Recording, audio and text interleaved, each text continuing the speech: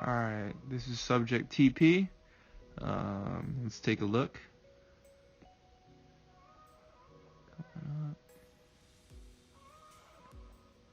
All the way to the top. So I'm going to pause right there. Let's take a look at a couple things here. So her scapular lines, there's this guy here, then there's this guy here, and this guy there. So taking a look at this, you can already tell like her left shoulder, her scapula, is relatively protracted more than her right. So what that means is that the shoulder is actually out further in that direction. Let's continue. All the way down. You can see here, when she gets down, her retraction isn't 100% there either. So you could see here and here.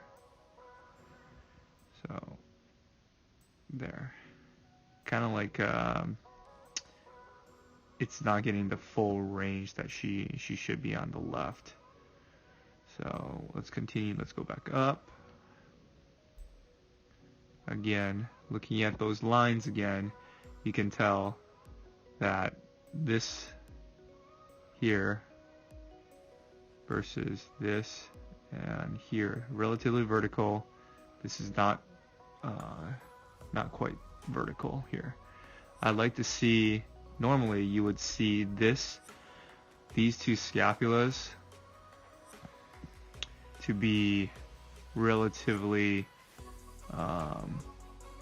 symmetrical, and then also the scapular line, this one right here in red, this needs to be vertical to the ground or to her trunk.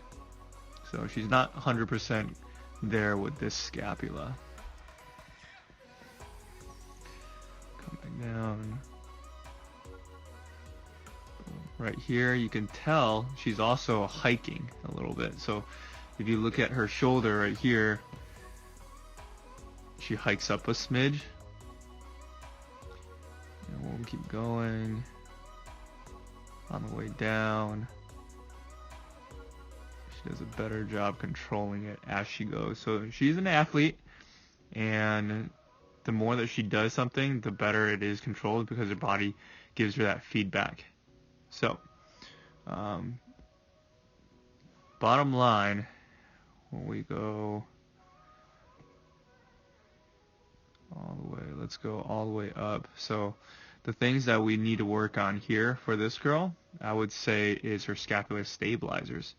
So her scapula's here, the muscles that cause that upward rotation and controls the downward rotation are going to be your low trap, your serratus, and your upper trap.